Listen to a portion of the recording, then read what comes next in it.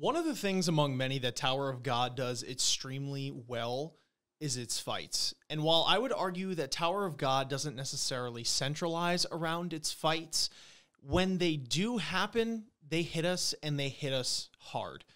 In today's video, we are once again pairing with Dr. Bonehead to rank the top 5 fights within the pre-workshop battle of Season 2 of Tower of God. AOA, that's a triple play. New episodes, I couldn't wait.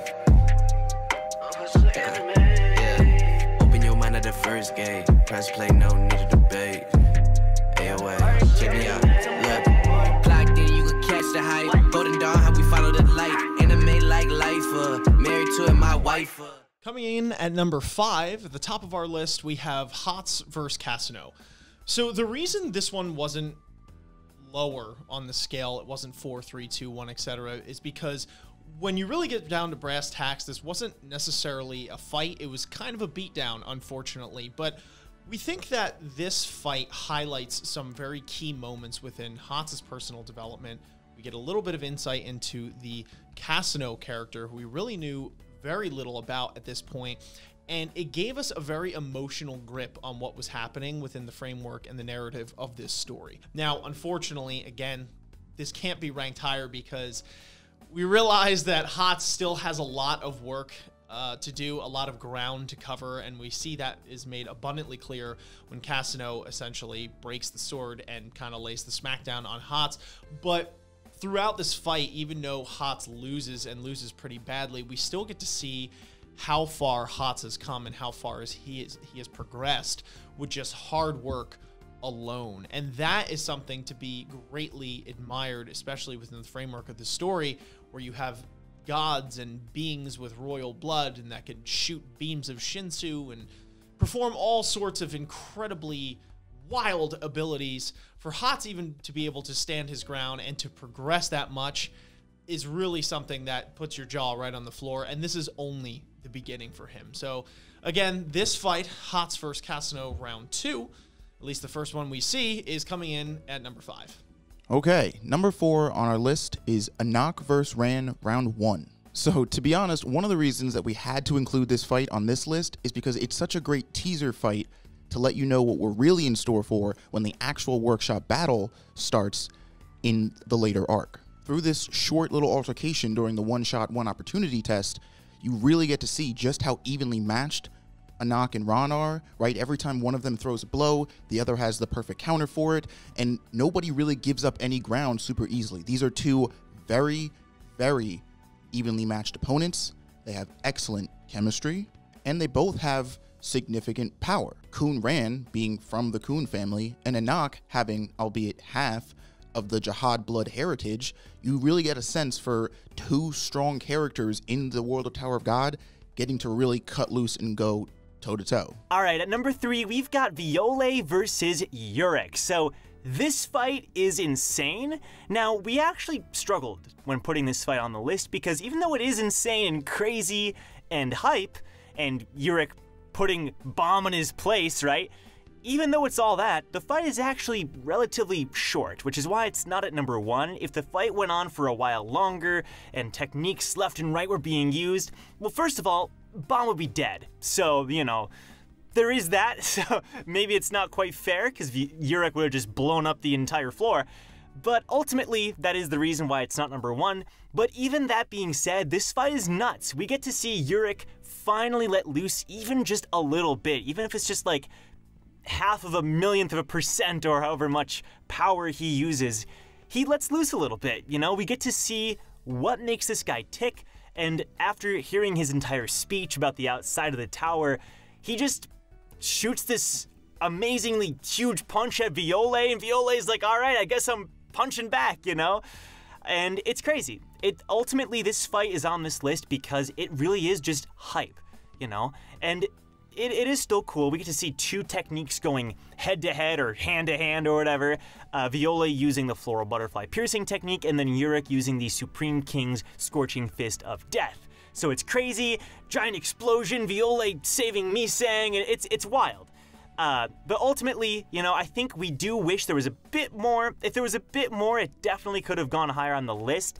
but I do actually think the fight didn't really need more at the same time. So, bit of a dilemma there, but ultimately this fight is pure hype. You know when the anime gets to this part, or even our dub, or if someone animates it on YouTube, like, this scene is iconic and awesome. The fact that Urik gets a little scratch afterward, it's amazing, so it definitely does deserve its spot at number 3. Coming in at number 2, we have Novik and Ran as a tag team versing Hworyang, and get a little bit of Cassino sprinkled in there as well, although he has some pretty ulterior motives. But the point is that the reason this comes in at number 2, at least in my opinion, and I think I would speak for the guys as well, is that this fight does a fantastic job at displaying the action that can happen within Tower of God. And I know that sounds pretty surface level, but to be fair, when we're ranking fights, that is something that has to come into play when we are talking about them. We can talk about the emotional beats that they cover. We could talk about the character's progression, like I did in number 5 with Hotz's progression against Cassino. We can talk about all sorts of things, how it impacted us, but it would be pretty naive of us to not mention the fact that this fight slaps.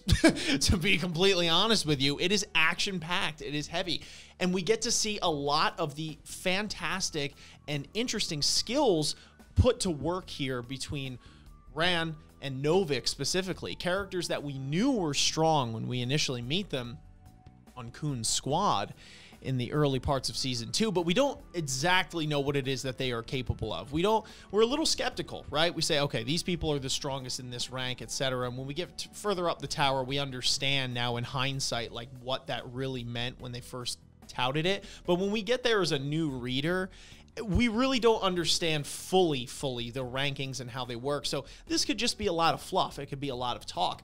But when we get into this fight, we realize that that is not the case whatsoever. These abilities are fearsome. They are powerful. They are not to be messed with. Ran and Novik are at the top levels of fighters within the characters that we see at this point in the story. Ran with his Espada de la Luz, Novik with what I like to coin as his bubble shield maneuver, although that is not the name for it, but you understand my point. They work in such a good synergy between the two of them. And let's not forget Hworyang either, who has one of the most powerful abilities at this point in the story, and that is having the devil's arm, right? So we see Hworyang really get to put in work as well. So just on both sides, it's action-packed, it's flashy, but at the same time, we really get to see a little bit more of what these characters are made of. We get a little more insight into how powerful these characters really are, rather than just the talk. Now it's action. And man, did it deliver. And finally, at number 1, we've got my personal favorite fight of the pre-workshop battle, and ultimately we agreed the best fight of the pre-workshop battle, and that is Viole versus Love. So this fight, okay, so not only is this fight iconic, and not only is it one of the first ranker fights that we ever see, aside from Quant and Season 1 and Han Sung and all that stuff, like, this fight shows us so many techniques. So not only does it show the blue ore, which is of course one of Bomb's iconic techniques throughout the rest of the series, he just steals it from Love and then flies around everywhere on this thing, there are so many other techniques that it also shows. So Bomb, obviously, or Viole, using the reverse flow Shinsu control to freeze the remote, the connector I mean, and then he also freezes Love with it. From time to time in the fight, Love also uses reverse flow on Viole and freezes him, so you got that going on, but we also get to see a ton of ranker techniques. Now, Love actually is a special sort of fighter. He uses this Shinsu technique that involves, like, creating Shinsu into circles, so he has all these really interesting techniques where he has, first of all, they're all baseball references, but he's using, like, fastball and cutter and, like, it's wild. You know, he has one technique called slider, where he's sliding through the Shinsu that Viole is trying to attack him with, and it's crazy. So this fight is also very long. It goes across a few chapters. There's 3 main rounds, and even though it's supposed to be like a test and not really a fight, where Viole is trying to catch the connector, and Love is obviously trying to keep the connector away from him, it really is it's just a brawl. You know what I mean? Like, Love tries to make it like some kind of test. It's just a brawl. They're just going at it, and there's so many hype moments, even within just this fight alone. You know, Love amping it up and saying, okay, you're pretty good, but not good enough for a ranker, and he punches Viole through the bath wall, and almost knocks him out, you know, and he's standing over him. But then Viola gets right back up and uses Love's own techniques against him. It's so hype. He uses the slider, he uses the fastball, I forget if it's the fastball. There's so many Love techniques that he uses that involve baseball, but it's absolutely wild.